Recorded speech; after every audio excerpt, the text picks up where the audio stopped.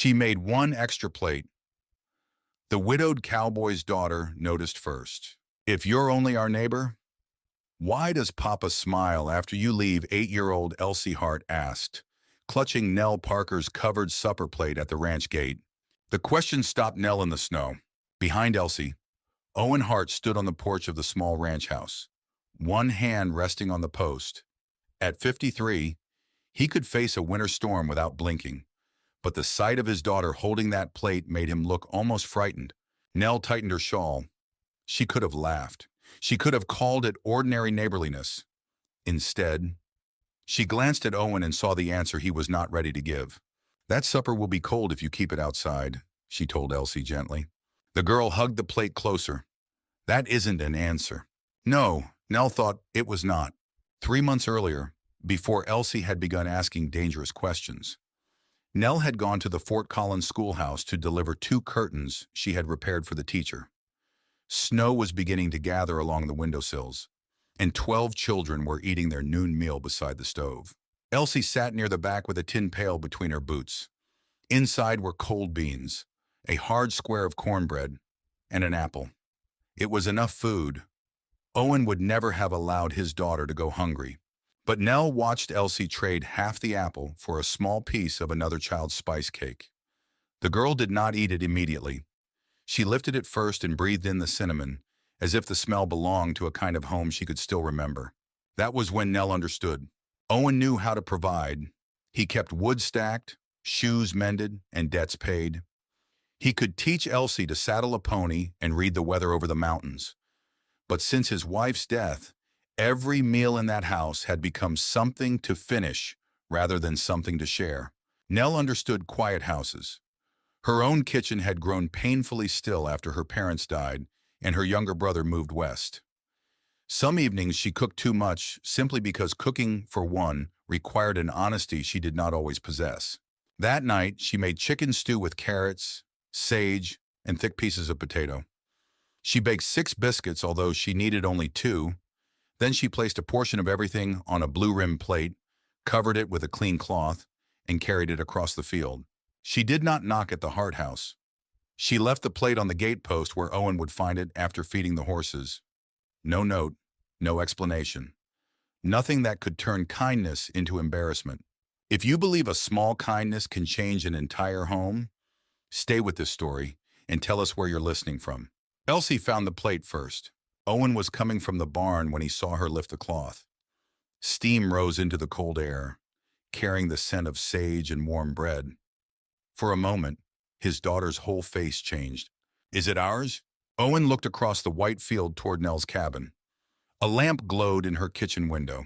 It appears to be. Elsie broke one biscuit in half and offered part to him before taking a bite. Owen had forgotten that she still did that. Her mother had taught her never to taste something good without sharing it. He carried the plate inside, but he did not sit. He remained beside the table while Elsie ate the stew slowly, naming every ingredient she recognized. Miss Parker made this for us, she said.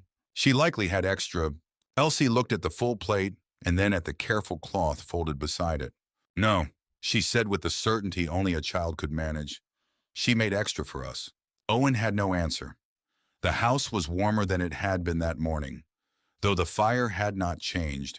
When Elsie finished, he washed the plate himself until the blue rim shone.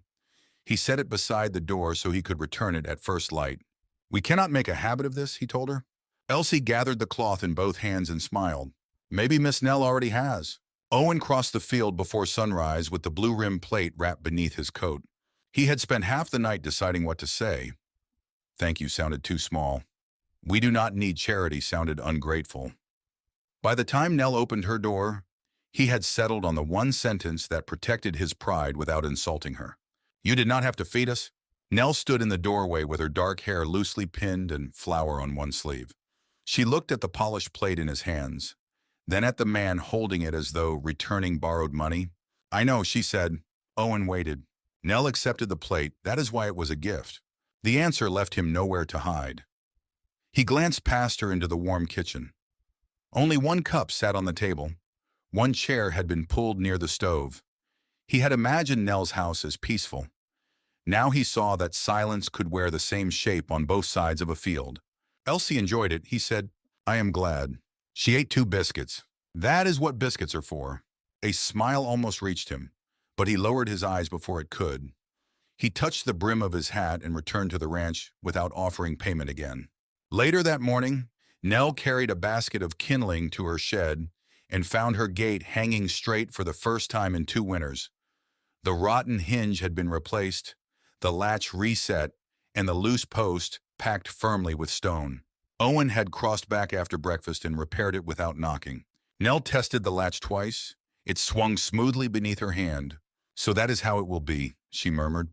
The following Sunday, she roasted a small piece of beef with onions. She prepared enough for herself, then reached for the blue-rimmed plate and added another serving. Beside the meat, she placed potatoes, 2 biscuits, and a spoonful of preserved peaches. This time, she included a folded note. Elsie found it tucked beneath the cloth. "The beef has rosemary on it. Crush the leaves between your fingers before you smell them. They grow beside my kitchen window in summer." Elsie read the note aloud at supper. Afterward, she asked Owen what rosemary looked like while it was growing. "Like a small green bush," he said. "Did Mama use it?" "Sometimes. Can we grow some?" Owen looked toward the dark window.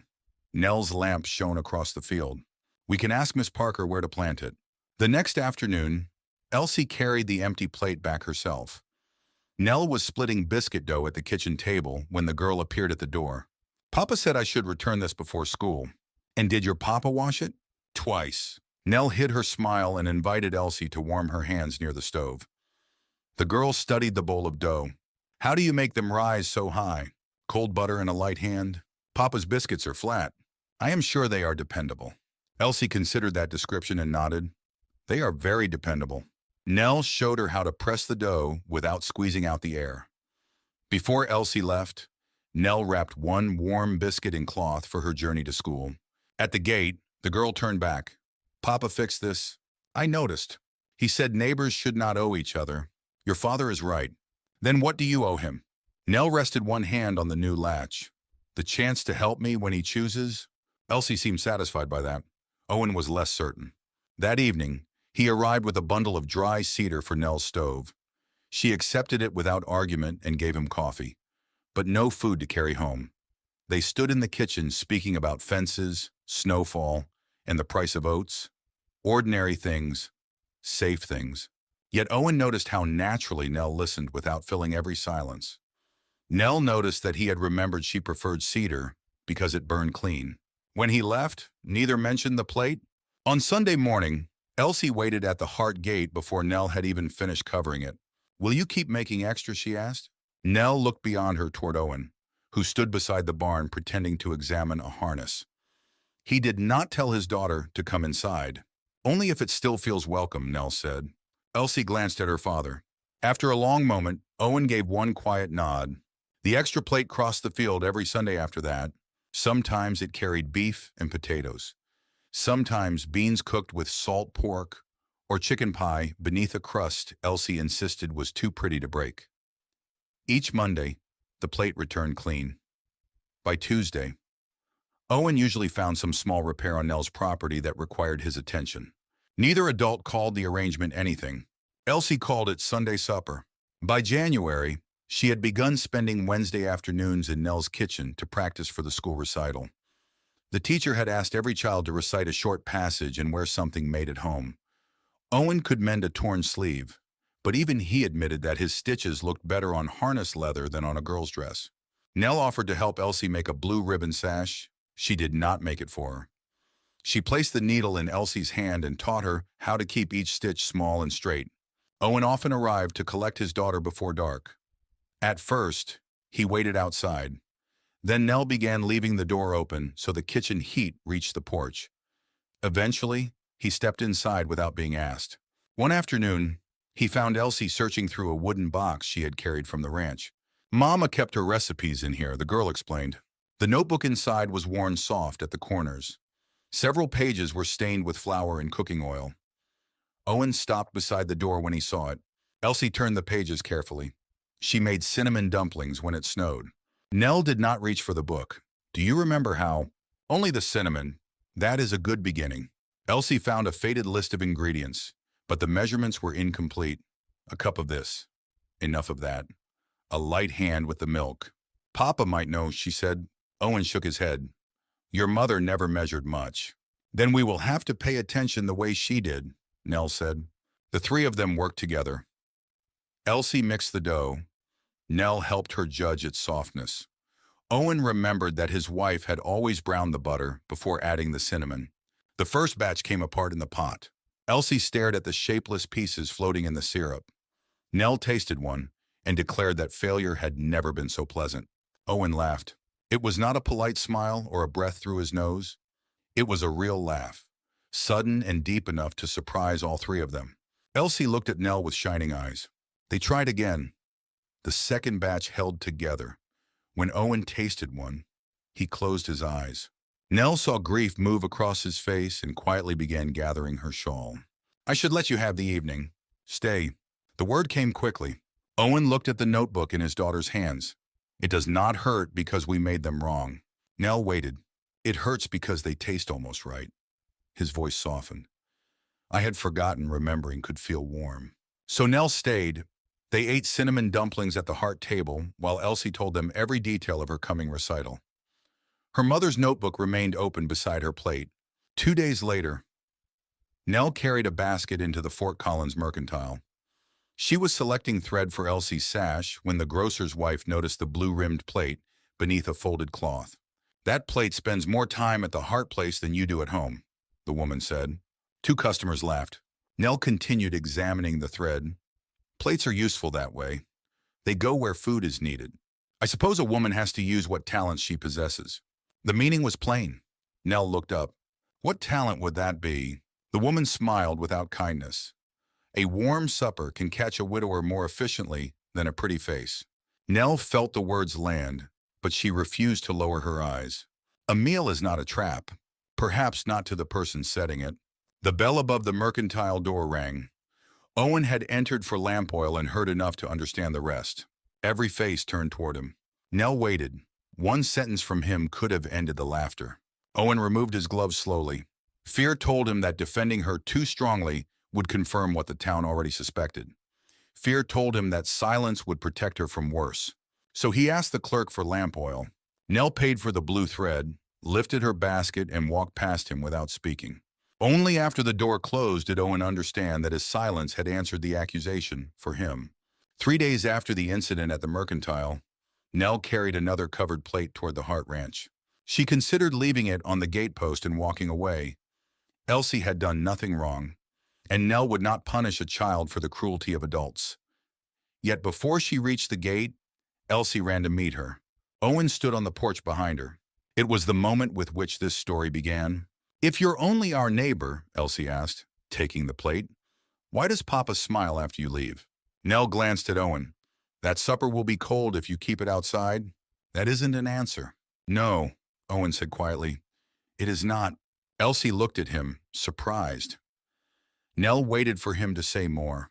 I should have spoken at the store, he said.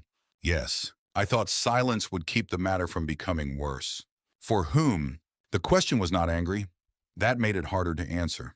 Owen stepped down from the porch. For you, Nell shook her head. Your silence protected your comfort. Owen, it did not protect my name. You are right, he said. It was the apology Nell had wanted. It was also not enough to repair what his fear had revealed. Before she could leave, Elsie reached into her coat and pulled out a folded piece of paper edged in blue pencil. This is for you. Nell opened it. The school teacher had printed the recital date across the top. Beneath it, each child had been asked to name one honored guest. In Elsie's careful handwriting were the words, Miss Nell Parker, the person who remembered supper. Nell read the line twice. I wanted to write the person who makes Papa laugh, Elsie explained, but he said the teacher might think I was being silly. Owen looked toward the barn. Nell folded the invitation carefully. I would be honored to hear you recite. Elsie threw her arms around Nell before either adult could stop her. Nell held the girl for one brief moment, then gently stepped back. Across the road, a wagon slowed. The grocer's wife sat beside her husband and watched the 3 figures at the gate. The whispers spread quickly. At church, two women stopped speaking when Nell entered. At the sewing circle, someone asked whether she planned to wear white to the school recital. Nell continued stitching Elsie's sash. "I'm helping a child finish what she started," she said. "A child can become attached." One woman replied, "It would be cruel to encourage hopes you cannot properly fulfill." Nell set down her needle. Then perhaps the town should have remembered that before leaving her father to raise her alone. No one answered. Owen heard about the exchange that evening. Instead of recognizing Nell's courage, he felt his old fear return. Elsie had begun speaking as though Nell already belonged at their table. If Nell eventually chose another life, his daughter would grieve again. If Nell stayed, Owen would have to admit what he wanted from her. He found Nell outside her cabin, shaking snow from a rug. "Elsie showed me what she wrote on the invitation," he said. "She showed me too. She has grown attached." Nell rested the rug over the porch rail. "Children often become attached to people who consistently appear. That is exactly what concerns me." The words changed the air between them. "Do you believe I used supper to make your daughter love me?" "No." "Do you believe I have treated her mother's memory carelessly?" "No." "Then what are you accusing me of?" Owen searched for an answer that did not reveal the truth. "Giving her reason to expect something neither of us has promised?" Nell's expression softened, but not with forgiveness. "Elsie did not ask me for a promise. She asked me to attend a recital. She is hoping for more. And are you afraid I will disappoint her or that I will not?" Owen could not answer. Nell took the folded invitation from her pocket and placed it in his hand. "Then explain to your daughter why I will not be there." He stared at the blue pencil around the edges. "Nell, perhaps it would be better if you stopped bringing the Sunday plates for a while." Her face went still. Owen wanted to take the sentence back before the final word left him, but fear had already spoken. Nell walked inside and returned with the blue-rimmed plate.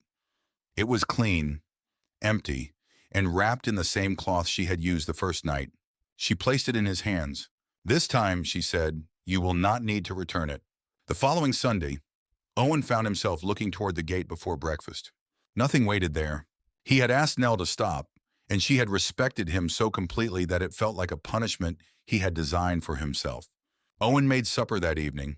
The beans were hot, the cornbread was fresh, and there was more than enough for two. Elsie ate without complaint. When she finished, she carried her plate to the wash basin. "Miss Nell is not coming anymore, is she?" Owen kept his attention on the stove. "I asked her to give us some distance." "From what?" "From expectations that might become painful." Elsie looked around the quiet kitchen. "It already hurts." The next Wednesday, she did not cross the field for her sewing lesson. Nell saw her leave for school wearing the unfinished blue sash beneath her coat. She raised one hand from her porch. Elsie raised hers in return, but neither approached the gate. Nell kept cooking. That was what surprised her most.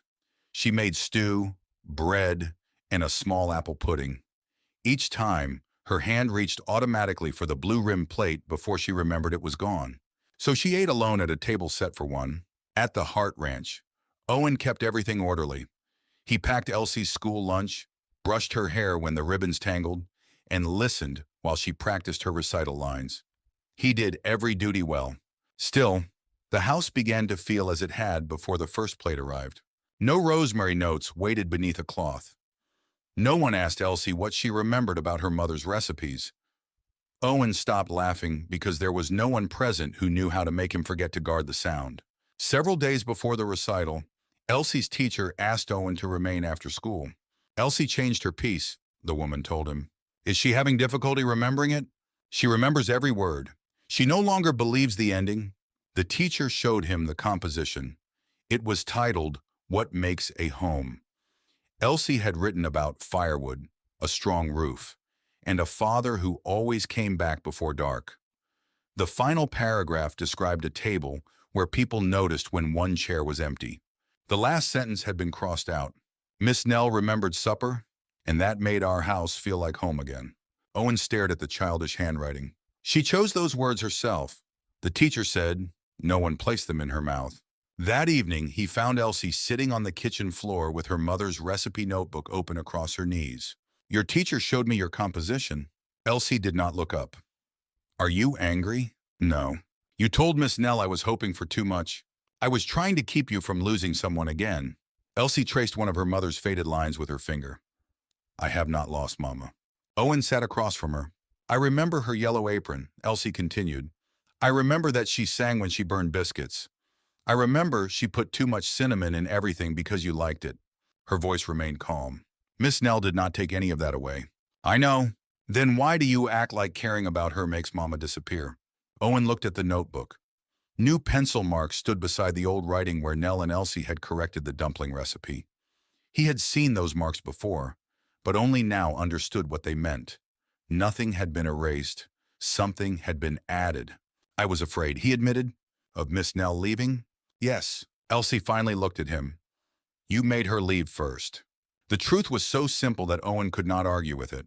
Across the field, a lamp appeared in Nell's kitchen window. Owen imagined her sitting at her single chair, eating food she had once shared with them. Elsie closed the notebook. Miss Nell is lonely in her house, she said. We are lonely in ours. Owen waited. So why don't we all just come home? Owen did not sleep that night.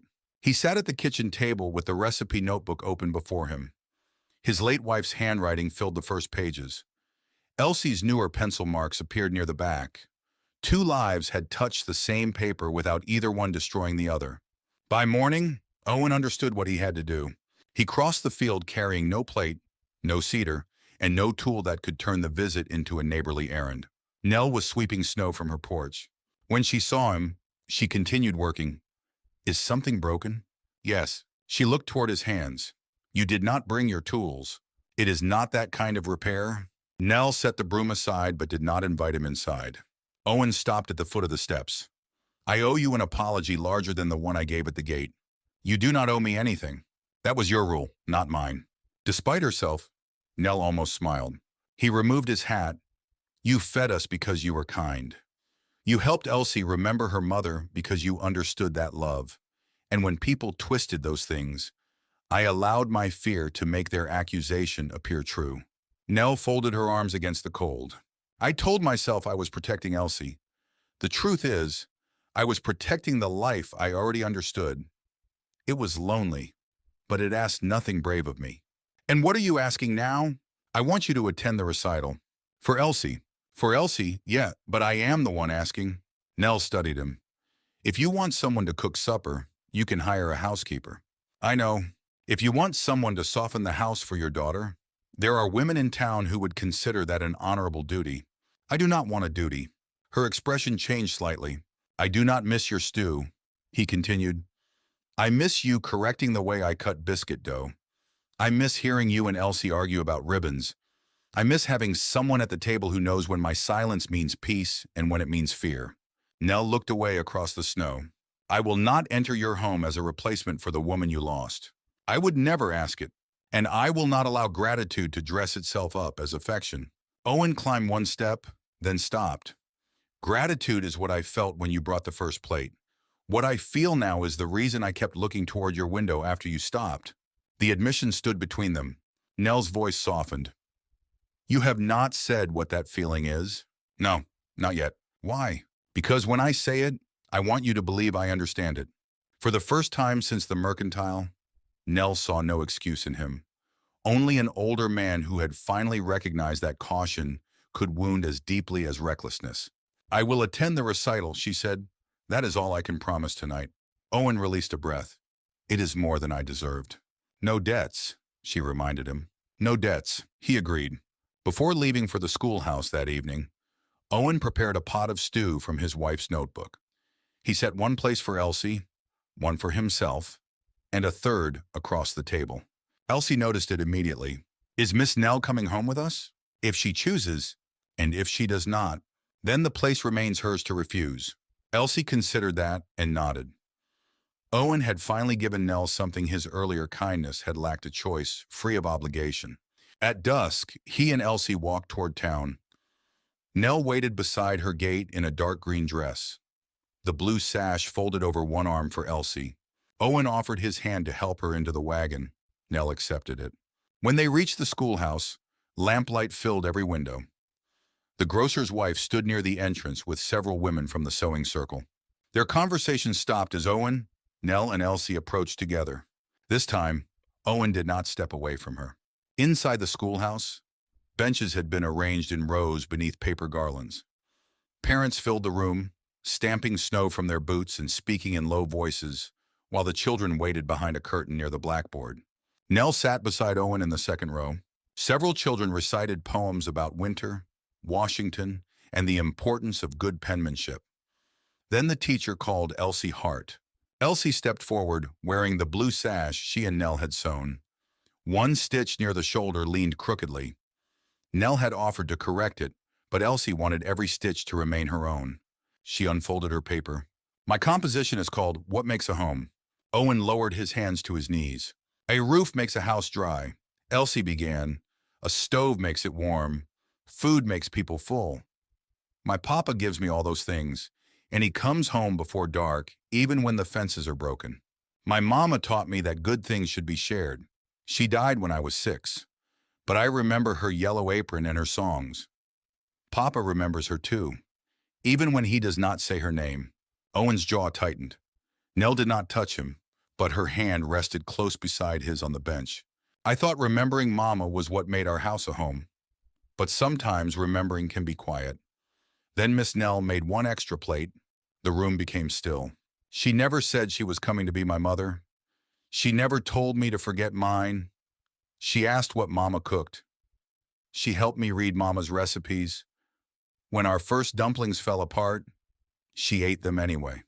A few people smiled. Miss Nell remembered supper. She remembered that Papa liked cedarwood and that I wanted blue ribbon. She remembered things before we knew how to ask. Elsie looked directly at Nell. I chose Miss Nell as my honored guest because she did not try to take Mama's place. She helped us make room beside it. For one suspended moment, no one moved. Then the teacher began applauding. Others followed until the little schoolhouse filled with sound. Nell's eyes shone, but she did not look away. Owen rose when Elsie returned to them and pulled his daughter into his arms. Near the aisle, the grocer's wife leaned toward another woman. A clever speech, she whispered. One wonders who helped her write it. The teacher heard. Elsie wrote every word herself, she said clearly. I advised her only on spelling. Owen could have allowed the moment to pass. Once, he would have believed silence was the dignified choice. Instead, he stood. Nell Parker never chased me, he said. She never asked for my land, my name, or a place in my household. She saw my daughter exchanging an apple for a taste of something made with care, and she acted while the rest of us saw nothing. No one interrupted. When people mocked her kindness, I was too afraid to defend it. I feared that speaking would expose what I wanted. He turned toward Nell. The truth is, I was the one too frightened to cross the field. Nell held his gaze. Owen did not reach for her or ask her to answer before the town. This was not a public proposal. It was a public correction of a lie he had helped sustain. The grocer's wife lowered her eyes. Owen sat again. Beneath the bench, Nell's gloved hand found his. After the recital, the teacher returned Elsie's composition. Nell folded it carefully and placed it inside the recipe notebook Elsie had brought for display. Outside, several townspeople offered Nell quiet apologies. She accepted them without triumph. The strongest apology came from an elderly ranchwoman who said simply, I should have brought them supper once. Yes, Nell replied, you should have. On the ride home, Elsie sat between them beneath a wool blanket. She talked until her words slowed, and she fell asleep against Owen's arm. At the ranch, Nell saw the third place waiting at the supper table. Owen warmed the stew while Nell helped Elsie remove her sash. They ate the meal he had prepared from his wife's notebook. It needed more salt, but Nell said nothing until Owen tasted it and laughed. After supper, Elsie carried the blue-rimmed plate to the wash basin. Should I wash this one twice, she asked. Once will do, Nell said. When Elsie had gone to bed, Owen added wood to the stove. Then he returned to the table where Nell still sat in the third place. Will you stay a little longer, he asked. This time, Nell did not need to cross a gate to answer. Yes, for a while, Owen and Nell listened to the stove settle. The third place no longer felt borrowed. The blue-rimmed plate rested before Nell with a few crumbs remaining on it, ordinary and exactly where it belonged. Owen folded his hands on the table. I loved Elsie's mother. He said, I expect part of me always will. Nell nodded. I would think less of you if that changed simply because I sat here. I believed loving her meant I had to remain faithful to the loneliness that followed her. Grief can make an altar out of an empty chair. He looked toward the place where his wife had once sat. You never asked me to move that chair. No. You simply brought another one to the table. Nell's eyes lowered to the plate. I need you to understand something, Owen continued. I am not asking you to stay because Elsie needs meals. I can feed my daughter. I am not asking because this house needs a woman. A house can survive without softness. But people do not always survive it well. No, he said, they do not. He reached across the table, stopping before his hand touched hers. I love you, Nell. Not because you rescued us. Not because I owe you. I love the woman who knew when to speak, when to wait, and when to return an empty plate rather than accept less dignity than she deserved. Nell placed her hand in his. The first plate was not entirely selfless, she admitted. My kitchen had become so quiet that I sometimes cooked for people who were not there. Feeding you and Elsie gave me somewhere to send the part of myself I could not use alone. Then perhaps none of us rescued the others. Perhaps we simply noticed. Owen smiled. Would you allow me to court you properly? Nell raised an eyebrow. Will that involve standing silently while the town discusses me? Never again. Will it involve repairing things I have not asked you to repair? Almost certainly. She laughed, and the sound carried through the house. Yes, Owen, you may court me. The following weeks changed no one's life all at once. That was what made the change trustworthy. Owen crossed the field openly instead of inventing errands. Nell came to Sunday supper carrying only herself. Elsie finished the blue sash and began a second page of notes in her mother's recipe book. One evening, she showed Nell where she had written Nell's biscuit instructions beneath her mother's cinnamon dumplings. Is it all right to keep both? Elsie asked. Nell knelt beside her. You never have to remove someone you love to make room for someone else. Elsie considered this. Even if you live here someday, especially then. By early spring, snow retreated from the fields around Fort Collins. Rosemary shoots appeared beside Nell's kitchen window, and Owen transplanted one near the heart porch under Elsie's supervision. Nell did not move into the ranch immediately. Owen courted her through the spring, giving their choice the patience their fear had once stolen. When he finally asked whether she would build a home with him and Elsie, Nell answered yes because he had asked for her, not merely what she could provide. On the first Sunday after their engagement, Nell entered the Heart kitchen through the front door. Elsie stood at the table with her mother's recipe notebook open and 3 blue-rimmed plates waiting. Papa says I should set one more place, she told Nell. Nell looked at the table. There are only 3 of us. I know, Elsie said, but good things should be shared. So they kept the extra plate ready for any neighbor who might arrive lonely, hungry, or afraid to ask. Nell Parker never stopped making enough supper for 3, but from that spring forward, no one at the table was extra.